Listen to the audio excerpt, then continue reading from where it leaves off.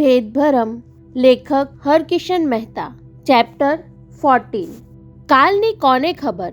દેશપાંડેએ છૂટા પડતી વખતે ઉચ્ચારેલા વાક્યે વિવેકને વિના કારણ ઉલઝનમાં નાખી દીધેલો.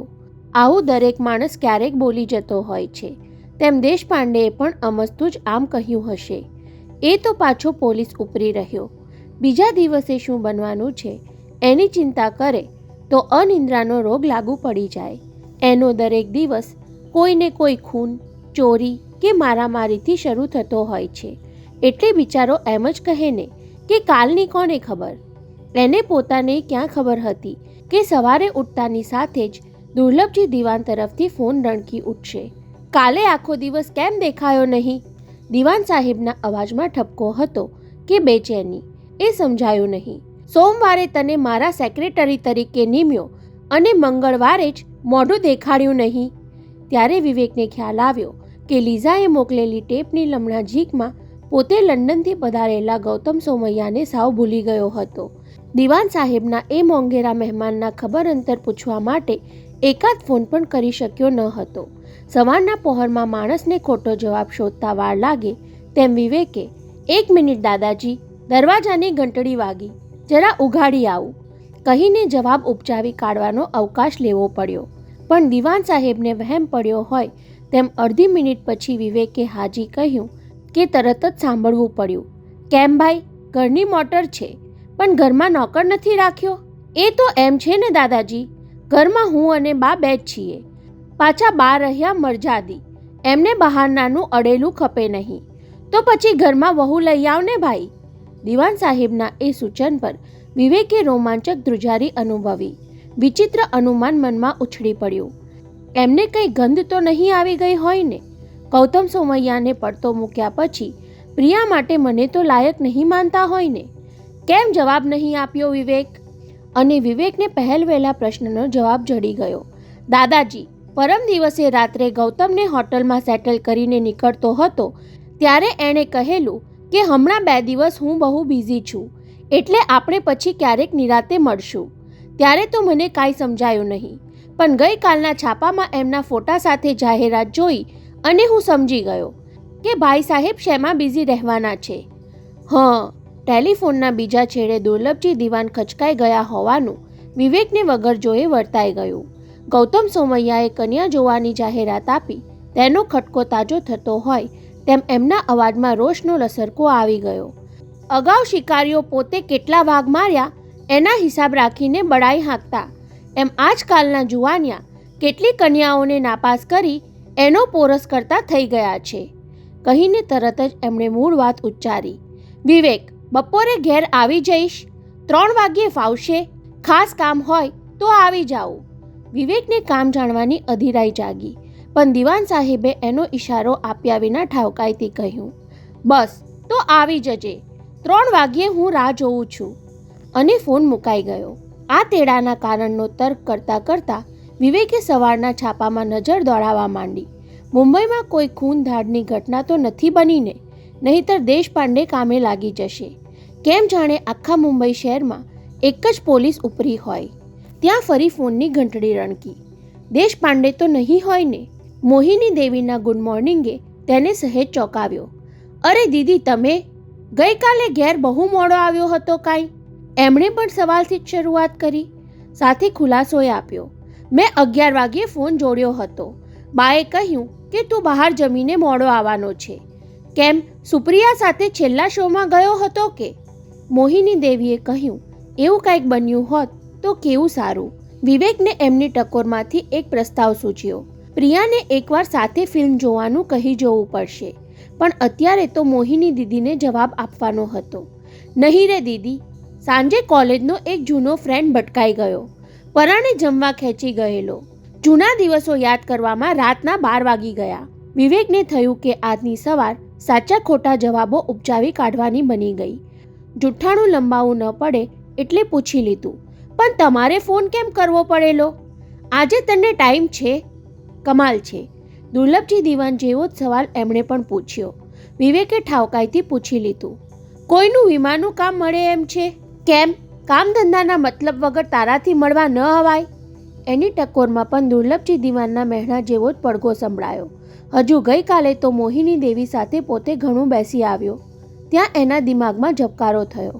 કદાચ એના અનુસંધાનમાં જ મારું કામ પડ્યું હશે. વિવેકથી ઉત્તેજનાભેર પૂછાઈ ગયું, દીદી, ગઈકાલની ચર્ચા બાબત તો? તને 4:30-5 ટાઈમ હોય તો આવી જા. મોહિની દેવી ગઈકાલની ચર્ચાવાળો મુદ્દો ઘડી જઈને બોલી ઉઠ્યા. મારે ત્યાં એક ગેસ્ટ આવવાના છે. કોણ ગેસ્ટ દીદી? તું એમને ઓળખે છે? કહીને મોહિનીએ સસ્પેન્સ વધારી દીધો. તું આવી જા ને, પછી રૂબરૂ વાત. ભલે ભલે કહે એટલી વારમાં તો સામેથી જોડાણ કપાઈ ગયું. વિવેકે થોડીવાર તર્ક કરી જોયો. એવા તે કોણ મહેમાન આવવાના હશે કે મારી હાજરીની જરૂર પડે? પાછા કહે છે કે તું એમને ઓળખે છે, તો વસંતજી દિવાન જ આવવાના હશે. વિવેકને એ બહુ વસમું લાગ્યું. પહેલી મુલાકાતમાં પોતે આવેશમાં આવીને વસંતજીને સંભળાવેલું કે સુરેખા દેવીનું પ્રેત સિટ્રોન કારમાં ભટકે છે. આ વખતે એવું બીજું કંઈ બોલી જવાની ભૂલ નથી કરવી. દુર્લભજી દિવાને 3 વાગ્યે આવી પહોંચવાનું કહ્યું હતું, પણ વિવેક જાણી કરીને 15-20 મિનિટ મોડો પડ્યો હતો. પ્રિયાને મળવાની અધીરાઈ હતી, છતાં દિવાન સાહેબને એવું લાગવા દેવું ન હતું કે પોતે વધુ પડતો આજ્ઞાંકિત બની ગયો છે. એટલે જ દિવાન સદન જતા પહેલાં ગામદેવી પર સન મોટર ગેરેજમાં ડોક્યું કર્યું હતું. 2 ઘડી મનોજને મળતો જાઉં. અલ્યા, ક્યાં ગાયબ થઈ ગયો હતો વિવેક? કેબિનનો દરવાજો ઉઘડતા જ મનોજે ઊંચા અવાજે સંભળાવ્યું હતું. કાર લઈ ગયા પછી કેટલા દિવસે ડાચું દેખાડ્યું? કારમાં કંઈ કહેવાપણું નહોતું એટલે ન આવ્યો. તું પણ બીજા ગ્રાહકો જેવો જ નીકળ્યો. મનોજે કાચના પેપરવેટને ગોળ ફેરવતા કહેલું.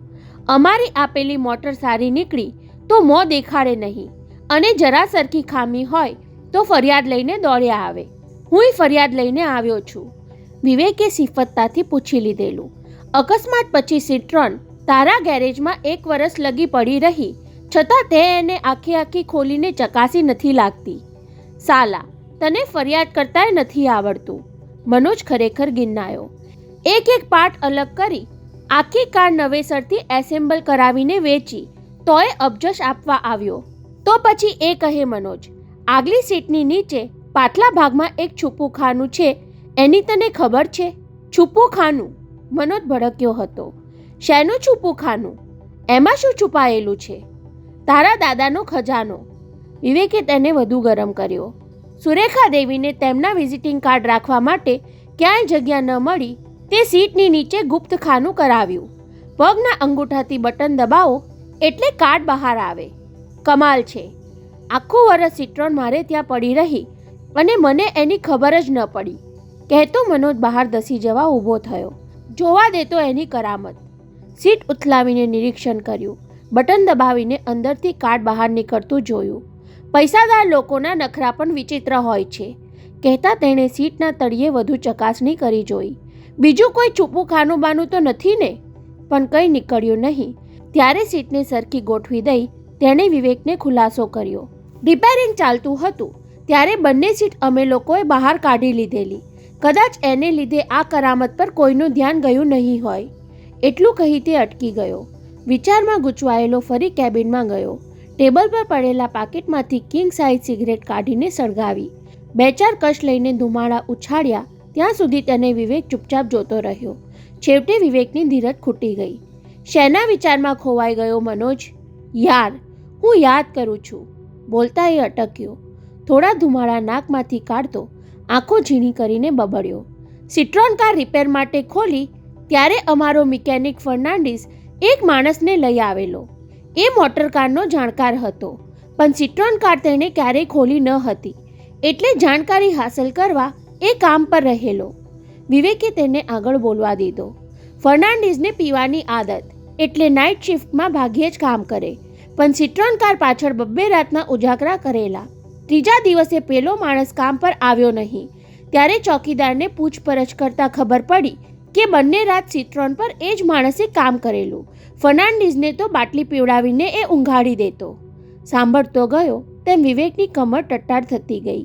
કામ શીખવાની એને એટલી ધગશ હતી કે પોતાના ખર્ચે ફર્નાન્ડિસને પીવડાવતો.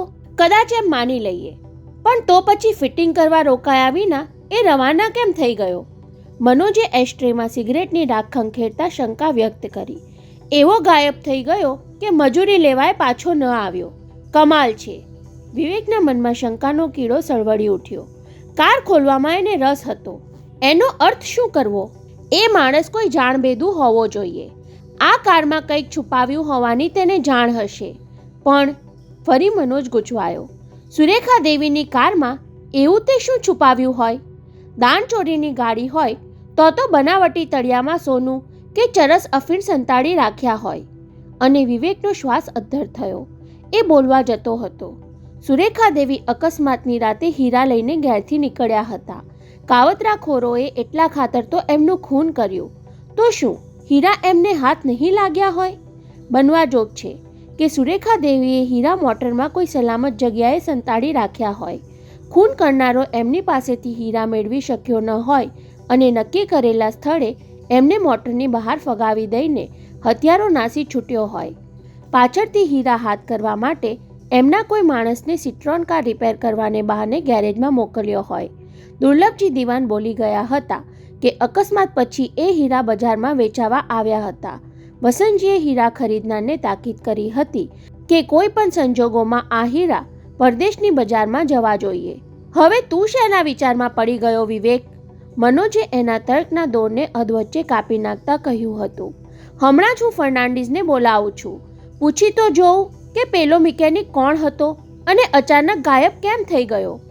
બેલનું બટન દબાવવા માટે મનોજે હાથ લંબાવ્યો ત્યાં વિવેકે તરાપ મારીને એનું કાંડું પકડી લીધું. નહીં મનોજ, હમણાં ને હમણાં મારી હાજરીમાં એવી પૂછપરછ નથી કરવી.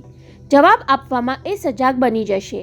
મારા ગયા પછી મોકો મળે ત્યારે વાતમાંથી અમસ્તુત પૂછી લેજે. પોતાના કાંડા પર વિવેકની મક્કમ પકડે મનોજને વહેમમાં નાખી દીધો. તને પણ મારી જેવી શંકા જાગી? શેની શંકા? વિવેકે હાવભાવ પલટાવીને અજાણ્યા બની જવું પડ્યું. કેવી શંકા મનોજ? સુરેખા દેવી દાણચોરો સાથે સંડોવાયેલા હોય, સિટ્રોનમાં સોનું હીરા લઈ જતા હોય અને તેમાં કોઈ જાણબેદુએ તેમનું ખૂન કર્યું હોય. છઠ! વિવેકે તુચકાર ઉછાળ્યો. સુરેખા દેવી અને દાણચોરી, તારા ભેજાનો એકાદ પાઠ ખોલવાની જરૂર દેખાય છે. બોલતા તેણે ઘડિયાળમાં જોયું. 3:10 મિનિટ થઈ ગઈ હતી. દિવાન સાહેબના બંગલે પહોંચવામાં મોડું થઈ ચૂક્યું હતું. છતાં જતાં તેણે મનોજના મનમાંથી શંકા ખંખેરી કાઢવા માટે સિફતથી કહી દેવું પડ્યું. યાર, આપણે નકામા તુક્કા લગાડીએ છીએ. પેલો અજાણ્યો મિકેનિક ખરેખર કામ શીખવા આવ્યો અને કદાચ રાત્રે તેણે સિટ્રોનમાં સુરેખા દેવીનું પ્રેત જોયું હોય. બનવા જોગ છે. આવ્યો, એના આઘાતથી એ છડી ગયો હોય અને પાછા આવવાની હિંમત ચાલી ન હોય. મનોજને વિચારમાં નાખી દઈને રવાના થયેલો વિવેક દુર્લભજી દિવાનના દિવાનખંડમાં દાખલ થયો ત્યારે દાદાજી સોપારી કાતરતા દેખાયા. પહેલા દિવાલ પરની ઘડિયાળમાં જોયું, પછી વિવેકને કટાક્ષ સાથે આવકાર આપ્યો. શરૂઆતમાં માણસ સારી છાપ પાડવા સમયસર આવે અને ધીમે ધીમે ટાઈમ સાચવવાનું છોડી દે એવું તારી બાબતમાં પણ પુરવાર નહીં થાય ને વિવેક? જવાબ આપવાને બદલે વિવેકની તરસી નજર પ્રિયાની શોધમાં આમ તેમ દોડવા લાગી. ઘરમાં બીજું કોઈ નથી. દુર્લભજી દિવાને તેનો ઈરાદો પારખી જઈને સંભળાવ્યું. ચાલ, આપણે અંદર બેસીએ. વિવેકને એ ખટક્યું. હું પ્રિયાને મળવાની લાલચે એમને મળવા આવું છું અને એ પ્રિયાની ગેરહાજરીમાં જ મને મળવા બોલાવે છે. એમની પાછળ એર કન્ડિશન રૂમમાં દાખલ થતાં વિવેકે થોડી છૂટ લીધી. સુપ્રિયાને તમે બહાર મોકલી? બહાર મોકલી શબ્દો પર દુર્લભજી દિવાનની આંખોના ભવા સહેજ તણાયા. મેં બહાર મોકલી નથી, એ ગઈ છે. તમે એને એકલી બહાર જવા દીધી? કહીને ઉમેર્યું, કદાચ ગૌતમની સાથે ગઈ હશે. ગૌતમનો ઉલ્લેખ દાદાજીને કઠ્યો. કદાચ પ્રિયા વિશેની આવી સીધી પૂછપરછ પણ તેમને ખટકી હોય એવો ભાવ પલટો જોતા વિવેકે ચોખવટ કરવી પડી. દાદાજી, એના અપહરણની ધમકી છતાં તમે? એ ભય હાલ તરત તો ટળી ગયો. સોપારી ચગડતા દુર્લભજી દિવાને આરામ ખુરશીમાં ગોઠવાઈને ઉમેર્યું. ધમકી આપનારે 24 કલાકમાં ધમકી પાછી ખેંચી લીધી. પાછી ખેંચી લીધી? વિવેકને એ ગમ્યું, છતાં વિચિત્ર લાગ્યું હોય તેમ બોલાઈ ગયું. આ તે કેવી છોકર રમત કે પછી ધમકી આપનાર તમારાથી ડરી ગયા એ માટે તો તને બોલાવ્યો, એમ કહેવા કે હવે પ્રિયાના રક્ષણ માટે તારી જરૂર રહી નથી. વિવેકના મનમાં પડઘો પડ્યો ત્યાં સુધીમાં દુર્લભજી દીવાને પ્લાસ્ટિકના રમકડા જેવા નાનકડા ટેપ રેકોર્ડરની સ્વિચ દબાવી. સાંભળ, તું કહેતો હતો ને કે કોઈ બાપને પોતાની સગી દીકરીનું અપહરણ કરવાનો વિચાર સુદ્ધા ન આવે. ધમકી મળી ત્યારે તો હું ગાફેલ હતો. અવાજ ટેપ કરવાનો મોકો મળ્યો નહીં, પણ ધમકી પાછી ખેંચવાની વાત અક્ષરે અક્ષર આમાં કેદ કરી લીધી છે. એમનું બોલવાનું પૂરું થાય તે પહેલાં ટેપ રેકોર્ડર બોલતું થઈ ગયું. હલો. વિવેક દુર્લભજી દીવાનનો અવાજ તરત જ પારખી ગયો, પણ સામેવાળાએ એમને વધુ બોલવાનો મોકો જ આપ્યો નહીં. 24 કલાકમાં તમારી શાન ઠેકાણે આવી ગઈ ને દુર્લભજી શેઠ? અરે, આ તો વસંતજીનો જ અવાજ. વિવેક થથરી ઉઠ્યો. લીઝાએ મોકલેલી ટેપના અવાજને અદલો અદલ મળતો આવે છે. મને હંફાવવા માટે તમે મારી વોચ ફેક્ટરીમાં હડતાલ પડાવી. ફોરેનના ઓર્ડર હું સમયસર સપ્લાય ન કરું તો મોટી નુકસાની ખમવી પડે એવી તમારી ગણતરી હતી. પણ તમે ભૂલી ગયા કે શતરંજની રમતમાં હુંય પાવદરો છું. દુશ્મનની ચાલને આંટી મારવા સામી ચાલ ચાલતા મને બરાબર આવડે છે. પૌત્રીના અપહરણની ધમકી સાંભળતા જ તમને સમજાયું ને કે ફેક્ટરીમાં હડતાલ પડાવવામાં તમે કેવી મૂર્ખાઈ કરી બેઠા. કલાકમાં જ હડતાલ પાછી ખેંચી લેવી પડી ને. શતરંજની રમતમાં અંચી નહીં કરવાનું હું તમારી પાસેથી જ શીખ્યો છું, એટલે મારી ધમકી પણ પાછી ખેંચી લઉં છું.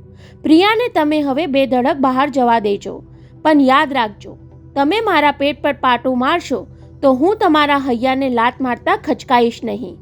અને સાચે જ લાત ફટકારી હોય તેમ ધડામ અવાજ સાથે રિસીવર પટકી દીધું. દુર્લભજી દીવાનનું હલ્લો હલ્લો 2-4 વાર સાંભળ્યા પછી ટેપ રેકોર્ડર મૂંગું થઈ ગયું અને દાદાજીએ બટન દબાવી તેને થંભાવી દીધું. જાણે અત્યારે જ કોઈએ અપમાનજનક શબ્દો સંભળાવ્યા હોય તેમ એમનો ચહેરો રોષથી લાલઘુમ થઈ ગયો હતો. વિવેક સ્તબ્ધપણે તેમના મુખભાવ જોતો વસંતજીનું છેલ્લું વાક્ય વાગોળતો હતો. તમે મારા પેટ પર પાટું મારવા જશો તો હું તમારી છાતી પર લાત ફટકારીશ. હવે થઈ ગઈ ને ખાતરી? દુર્લભજી દીવાને કડા સ્વરે સંભળાવ્યું. તે દિવસે મને તું પૂછતો હતો ને કે ધમકી આપનારનો અવાજ તો તમે બરાબર ઓળખો છો ને? હવે તું જ કહે. તું તો એને એકવાર મળી ચૂક્યો છે. અવાજ મારા દુશ્મનનો છે કે બીજા કોઈનો? વસંતજીને એકવાર મળ્યો છું એટલા માટે નહીં, પણ લીઝાએ મોકલેલી ટેપ પર મેં આ જ અવાજ વારંવાર સાંભળ્યો છે. એના પરથી પાકી ખાતરી થઈ ગઈ. વિવેકે મનમાં પડઘો પાડીને દિવાન સાહેબ સામે જોયું. દાદાજી, અવાજ તો એ જ છે, પણ એના કહેવાથી તમે કેમ માની લીધું કે સુપ્રિયાના અપહરણનું કોઈ જોખમ રહ્યું નથી? કદાચ બનાવટ કરીને એ લોકો... વિવેક એ અમંગળ અનુમાન પૂરું ઉચ્ચારી ન શક્યો. વિવેકે અમંગળ અનુમાન પૂરું ઉચ્ચારી ન શક્યો ત્યાં દિવાન સાહેબ ખંદુ હસતા બોલી ગયા. મને છેતરવાનું એટલું સહેલું નથી જુવાન. પ્રિયાને મેં સિતારના ક્લાસમાં જવા તો દીધી, પણ એની પાછળ બીજી મોટરમાં 2 બોડીગાર્ડને મોકલ્યા છે. કાફેલ રહેવાનું મને પાલવે નહીં. વિવેકને એ ખટક્યું. મને અહીં બોલાવ્યો અને પ્રિયાને બીજા લોકોના જાપ્તા નીચે બહાર મોકલી, તો પછી એરપોર્ટ પર મારા ભરોસે શું કામ જવા દીધી હતી? શતરંજના પાવદરા ખેલાડીની માફક અણધારી ચાલ આજમાવીને સામેવાળાને ચક્કર ખવડાવવાની તેમને આદત પડી ગઈ લાગે છે. વડીલ, મને આ માટે જ બોલાવ્યો હતો ને? તેને કાંડા ઘડિયાળમાં જોતા પૂછી લીધું. મારે 4:15 એક જગ્યાએ પહોંચવાનું છે. હા, કહીને એ ધારદાર નજરે તેને તાકી રહ્યા. એમની ખામોશી વિવેકને ભોંકાવા લાગી. પોતે જવા માટે આટલી જલ્દી રજા માંગી એટલે તો વિચારમાં નહીં પડી ગયા હોય ને. મોડા આવીને વહેલો જવા માંગે છે. રણકા વગરના અવાજે બોલ્યા. ભલે, પણ અહીંથી નીકળીને પ્રિયાને મળવા જવાનો હો તો ઈરાદો માંડી વાળજે. આંચકો લાગ્યો હોય તેમ વિવેક ધ્રુજી ગયો. મારા મનની વાત એ આટલા જલ્દી કેમ પામી ગયા? ઈરાદો માંડી વાળવાની સાફ મનાઈ શું કામ ફરમાવી? તેને આઘાત પચાવવામાં વાર લાગત, પણ દુર્લભજી દીવાને ઝડપથી ખુલાસો કરી લીધો. વિવેક, મેં બોડીગાર્ડને કડક તાકીદ કરી છે કે રસ્તામાં અથવા સંગીત ક્લાસમાં કોઈ પણ અજાણ્યો માણસ પ્રિયાની નજીક ફરકે તો ગળચી પકડીને તેને હડસેલી દેવો. દાદાજી, વિવેકે દાંત વચ્ચે હોઠ કચડીને ગુસ્સો દબાવી દીધો. તમે મને પણ અજાણ્યો માનો છો? હું નહીં, પેલા બોડીગાર્ડ. દિવાન સાહેબે ટાળકથી સંભળાવ્યું. એ તગડા પહેલવાનો તો તાકાત અજમાવવાની તક જ શોધતા હોય છે. માણસ આપણો છે કે પારકો એ જાણ્યા પહેલાં જ હાથ ઉગામી લે. દુર્લભજી દીવાને ગમે તે અર્થમાં આ સાવચેતી સૂચવી હોય, પણ વિવેકને તો એ ધમકી જ લાગી. તેણે ઉઠતા ઉઠતા કહ્યું. ઠીક છે વડીલ, હું રજા લઉં. કહીને તેણે પગ તો ઉપાડ્યો, પણ મનમાં ઘૂંટાતો રોષ હોઠ પરથી પાછો વાળી શક્યો નહીં. ફરીવાર મને દેખાડીને ઓળખાણ કરાવી દેજો કે હું અજાણ્યો યા પારકો નથી.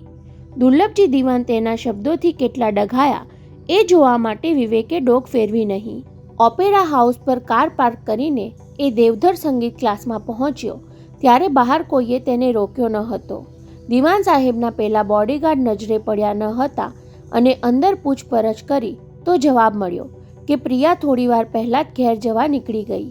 અહીંયા પોતે મોડો પડ્યો એવા અફસોસમાં વિવેકે કાર મોહિની દેવીના ઘર તરફ દોડાવી મૂકી તો ત્યાં 15 મિનિટ પહેલાં પહોંચી જવાયું. કમ્પાઉન્ડમાં મર્સિડીઝ કાર જોતાં જ એ સમજી ગયો કે એમના મહેમાન પણ વહેલા આવી ગયા છે અને પોતાના અનુમાન મુજબ એ વસંતજી દિવાન જ છે. ઘરમાં પ્રવેશ કરતી વખતે તેણે થોડો ફફડાટ અનુભવ્યો. દાખલ થયા પછી નક્કી કરી નાખ્યું, વસંતજી ગમે તેવું બોલી નાખે પણ હું ક્ષમતા રાખીશ, શાંતિથી સાંભળી લઈશ. નિખાલસ થવા જતાં ક્યારેક બિનજરૂરી બોલી જવાય છે. મેમસાબ અંદર આપની રાહ જુએ છે. નેપાળી નોકરે તેને જોતાં જ આવકાર સાથે અંદરના ઓઢા તરફ આંગળી ચીંધી. આવ વિવેક, સમયસર આવી ગયો. મોહિની દેવીએ હોઠ વચ્ચેથી સિગરેટના ધુમાડા છોડતા આવકાર આપ્યો. તેના પરથી એ સમજી ગયો કે પપ્પા મદનસિંહા ઘરમાં હાજર નહીં હોય. વિવેકની નજર આપોઆપ વસંતજી તરફ ફરી. સભ્યતા ખાતર કેમ છો કહીને પોતે હાથ લંબાવ્યો. જવાબમાં વસંતજીએ સોફા પરથી અડધા ઊભા થઈ હાથ મિલાવ્યો. ફાઇન, તમે બંને એકબીજાને ઓળખો જ છો. મોહિનીને લાંબી પ્રસ્તાવના ગમતી નથી એટલે ઝડપી શરૂઆત કરી લીધી. વિવેક, તું એકવાર એમને ત્યાં ડિનર લઈ આવ્યો છો. હા, ત્યારે અમે એક વિવાદ પર ચડી ગયા હતા. વિવેકે નરમાઈથી કહ્યું. ડિનર લઈને મારે બહુ જલ્દી એમની વિદાય લેવી પડી હતી. Forget it. વસંતજીએ વિવેકને એ વાત ઉચ્ચારતો રોકવાની અધીરાઈ સાથે કહ્યું. ભૂલી જવા જેવું ફરીવાર યાદ નહીં કરવું જોઈએ. વિવેક સમજી ગયો. વસંતજી સુરેખા દેવીના પ્રેતની વાત ઉખેડવા નથી માંગતા. કદાચ મોહિની દેવીથી એ વાત છાની રાખવા માંગતા હશે. તેની આ ઢાંક પીછોડાની ચેષ્ટાથી વસંતજી પરની શંકા વધુ દ્રઢ થઈ.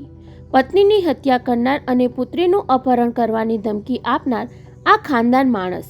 વિવેક, તું જાણે છે કે એમની પુત્રી લીઝા અચાનક ઘર છોડીને ચાલી ગઈ. મોહિની દેવીએ બંને તરફ વારાફરતી નજર ફેરવતા કહ્યું. જે રાત્રે તું એમને ત્યાં ડિનર લેવા ગયો એની બીજી જ સવારે ચાલી ગઈ.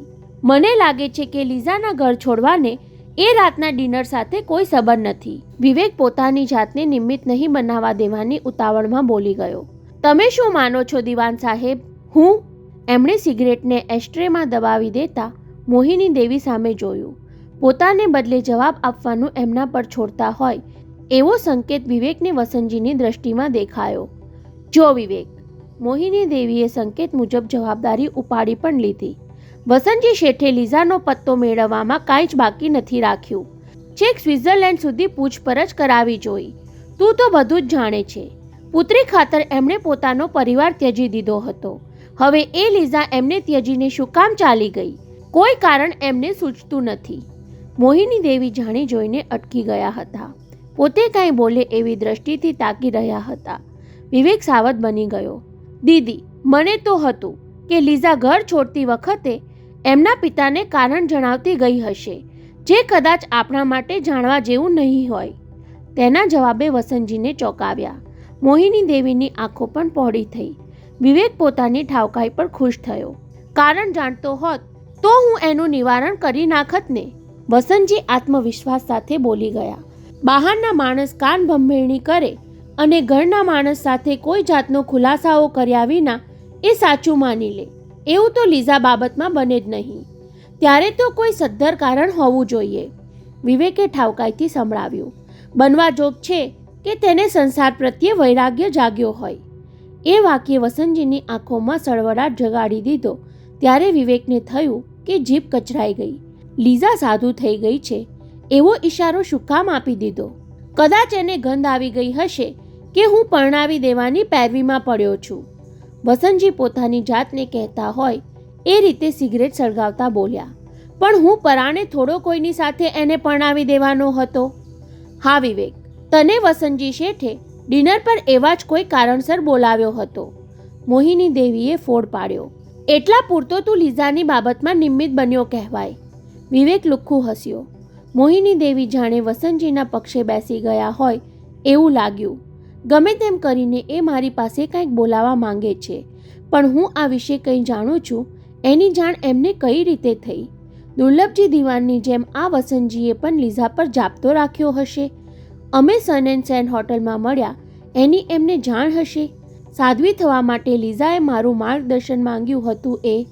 મિસ્ટર સંન્યાસી, વસંતજીએ તેને વિચારમાંથી સજાગ કરતા કહ્યું, તમને મારી એટલી જ વિનંતી છે કે લીઝા બાબત તમને ક્યારેય કોઈ પણ માહિતી મળે તો મને જરૂર જાણ કરજો. બોલતા બોલતા એ ગળગળા થઈ ગયા. એ ભલે મને છોડી ગઈ, પણ શું કામ છોડી ગઈ એ જાણ્યા વગર હું શાંતિથી જીવી નહીં શકું. પુત્રીને જીવનભર પિતા પોતાની સાથે રાખી શકતો નથી, પણ આવી રીતની વિદાય બહુ વસમી બની જાય છે. એમના વાત્સલ્યની ભીનાશ વિવેકને પીગળાવી નાખવાની અણી પર હતી ત્યાં મનોબળ મક્કમ કરીને એ ઊભો થઈ ગયો. ભલે દિવાન સાહેબ, તમારી વાત હું યાદ રાખીશ. પછી મોહિની દેવી તરફ ફરીને ઉમેર્યું, દીદી, મારે 5 વાગ્યે એક જગ્યાએ પહોંચવાનું હતું એટલે જ અહીં જલ્દી આવ્યો હતો. રજા લઉં તો ખરાબ નહીં લગાડો ને? ના રે. આ વખતે મોહિનીને બદલે વસંતજીએ જ વચ્ચે કહી દીધું, આપણી મુલાકાતનો હેતુ પૂરો થયો, હવે તમને રોકવાનો શું અર્થ? વિવેકને વિચિત્ર તો લાગ્યું, પણ ત્યાંથી સરકી જવા માટે એ ધક્કો જરૂરી હતો. કદાચ વસંતજી દિવાન પોતાના ગયા પછી મોહિની દેવી સાથે કાંઈક મસલત કરવા માંગતા હશે. એ સડસડાટ બહાર નીકળી ગયો. કાર સ્ટાર્ટ કરતા પહેલાં વિચાર્યું, બોલવામાં પોતે ક્યાંય ચૂકી તો નથી ગયો ને? પણ પૂરું વિચારવાનો મોકો ન મળ્યો. વસંતજી દિવાન ઉતાવળા પગલે તેની તરફ આવતા દેખાયા. 1 મિનિટ વિવેક, દૂરથી એમણે હાથ લાંબો કર્યો. જુદા પડતા પહેલાં મારે તમને એક વાત પૂછી લેવી છે. પૂછો, જરૂર પૂછો. એમ કહ્યું તો ખરું, પણ કહ્યા પછી વિવેકનું દિલ ધકધક થવા લાગ્યું. 10-15 મિનિટ ખામોશીમાં વીતી ગઈ ત્યારે વિવેકને ખ્યાલ આવ્યો કે પોતે કારમાં બેઠો હતો અને વસંતજી શેડ બહાર ઊભા હતા. સભ્યતા ચૂકી જવાનું ભાન થતાં જ કારનો દરવાજો ખોલીને એ બહાર આવ્યો. કહો દિવાન સાહેબ. તું, બોલતા એ સહેજ ખચકાયા. વિવેક, તું અને પ્રિયા એકબીજાને ચાહો છો? હેપતાઈ ગયો વિવેક. માંડ માંડ નજર ઊંચી કરીને વસંતજી સામે જોઈ શક્યો, પણ એમની આંખોમાં રોષ કે અણગમાને બદલે હમદર્દી દેખાઈ એટલે સહેજ મરકતા હોઠે તેણે ફરી ગરદન ઝુકાવી દીધી. મને મોહિની દેવીએ કહ્યું ત્યારે આની જાણ થઈ. કોઈને નહીં કહેવાની એમણે તાકીદ કરી હતી. વસંતજી સ્વસ્થપણે કહેતા સંભળાયા, પણ તું ક્યાં કોઈ છો? મારે તને એટલું જ કહેવું છે કે દુર્લભજી દિવાન એમની પૌત્રીને તારી સાથે પરણાવા કદી સંમત નહીં થાય.